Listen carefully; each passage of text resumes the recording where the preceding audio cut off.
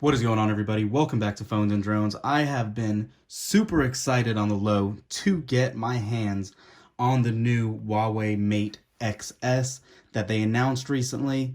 And obviously, for those of you guys that follow my channel, you know I am based off the US.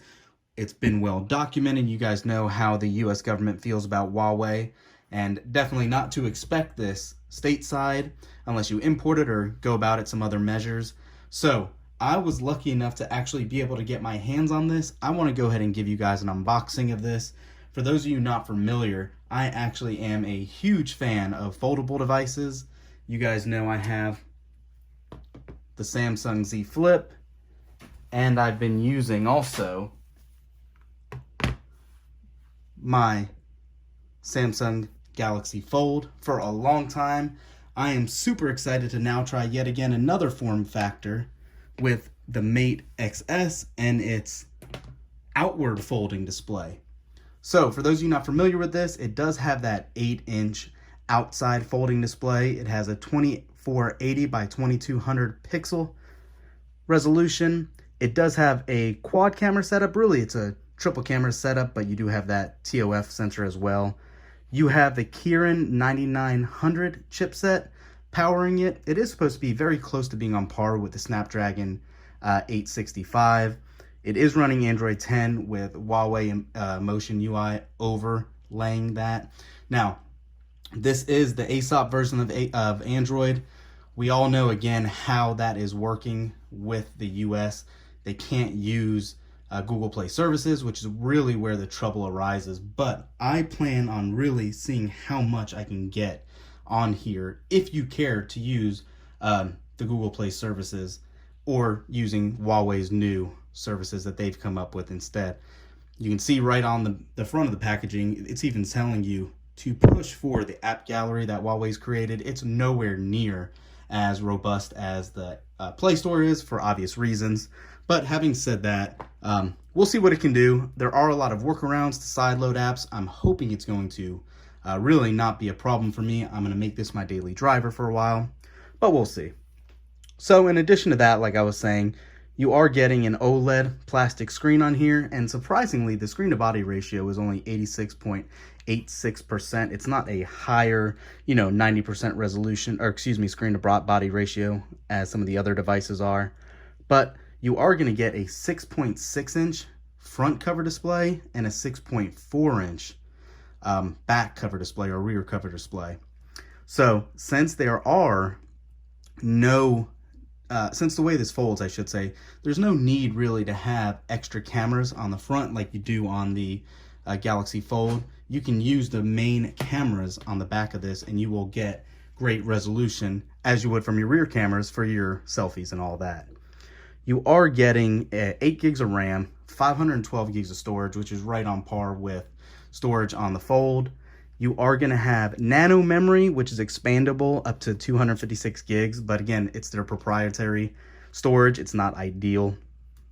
You got that 4,500 milliamp hour battery. You have Huawei 55-watt supercharger that comes in the box. You're getting those cameras that we were talking about. You're getting a 40 megapixel main camera. You're getting an 8 megapixel telephoto camera. You're getting a 16 megapixel ultra wide laser and phase detect autofocus camera, and that fourth camera, like I said, is the time of flight, the 3D sensing camera. It does top out at 4K 30 frames per second, but you can obviously do full HD if you prefer. As far as the device's dimensions, it is pretty heavy. It's about 300 grams or so 10.58 ounces. It only comes in one color, and that is black with a blue finish, so they actually call this interstellar blue. There's no in-screen fingerprint sensor. It is actually all below the display, or excuse me, it's actually all in the power button. You do have 5G on this, and those are your main specs. So let's go ahead and crack this open. I waited long enough in the video. I am ready. I don't even need the knife. Let's go ahead and see this baby.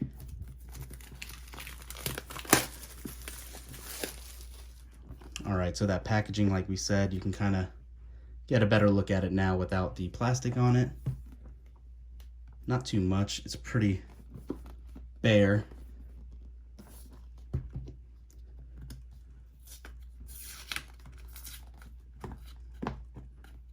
Let's go ahead and cut this actually.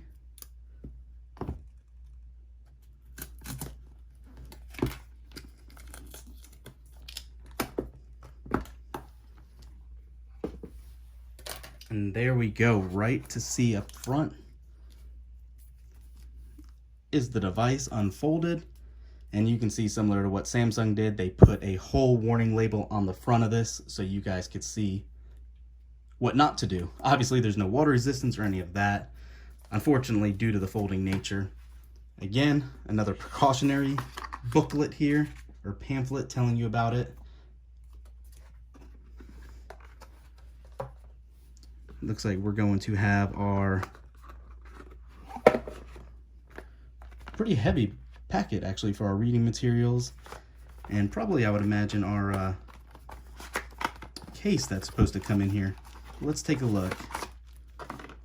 Yep, we'll just go ahead and pluck all of our reading materials to the side like usual. There is that case I was speaking of. It's actually more like a bumper that actually raises it off of the table so you don't have to worry about scratching the display. Your SIM ejector tool. We're gonna go ahead and open this up, and this should be our power supply.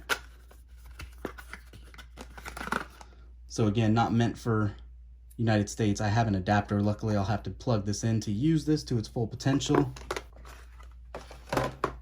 Looks like we're gonna have some headphones here as well. Probably gonna be USB Type-C. Yep, nothing special there. And this is probably our charging cable. Sure enough, USB-C to USB-C there. All right, so let's go ahead and get back to the device really quick.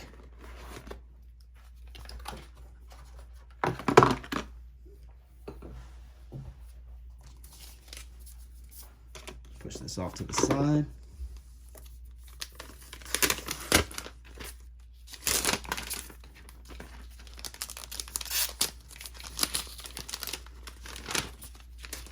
Ooh, all right. There we go. You can see that crease is there. It's definitely not as visible as on the Fold or any of that. There is the back of the device with that camera setup that we were discussing earlier. As you can see, that red button is actually the ejector button for the screen when it is folded back. It locks into place right there. The new redesigned Falcon hinge, you can see it's actually covered a little bit better. And this looks great. It really feels good in hand with this bar. Let's go ahead and fold it. Nice little clicking sound. Yep, clicks right into place. That definitely, to me, is the way a foldable should look.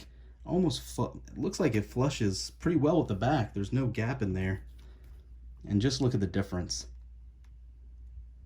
in design. I'll go ahead and get this all set up, guys, and we will do a walkthrough as soon as I get all my information inputted. All right, everything is up and running on the Mate XS. You can see we went ahead and first turned on the always on display. It lets you have a fun little image in there. There's a couple of options, so we did turn that on. I want to go ahead and show you guys this device really quick. Not too in-depth look. I did take some camera samples as well. I'll throw up in this video, probably right about here for you to look at. But aside from that, let's go ahead and look at this beast. So you do have your traditional pin unlock or pattern unlock.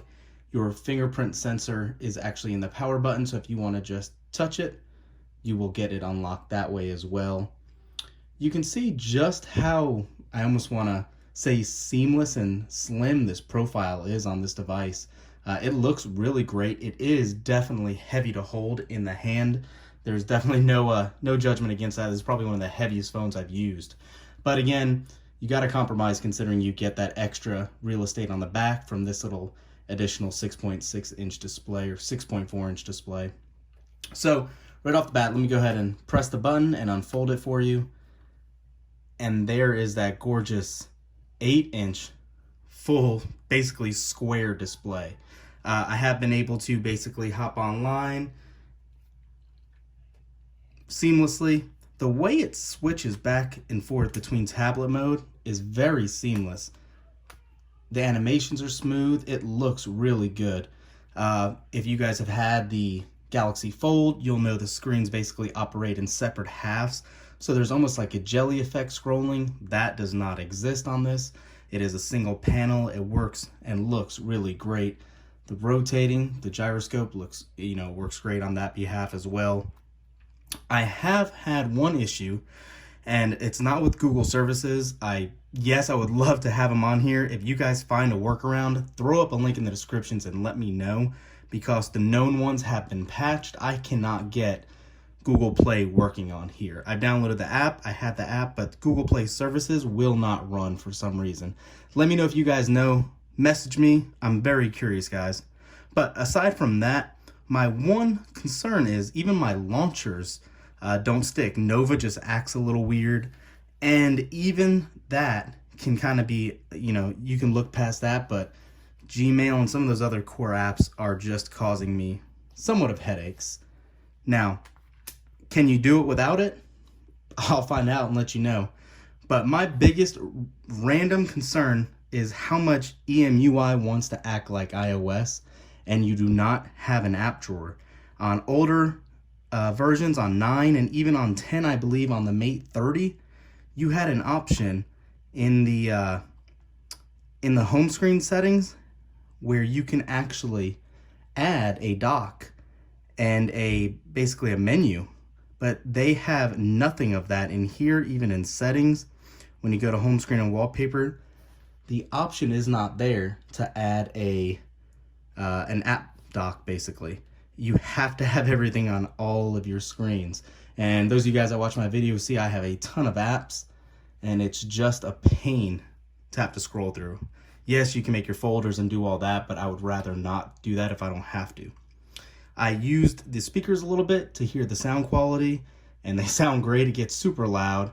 The USB Type-C plug for that 55 watt charger that maxes out at actually 65 watts with the one included in the box. I haven't got to use yet because you can see it is not a US plug.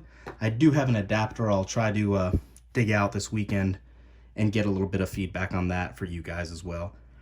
But I did the app clone from from the Fold, and it worked fine. Every app came over seamlessly. I had no problem. They all load and work great. A couple of random ones did not work, like banking apps, and then I believe like YouTube, obviously, but then also eBay would not work. I deleted it off here now, but strangely enough, eBay requires Google Play services, so a little bit of a shocker there.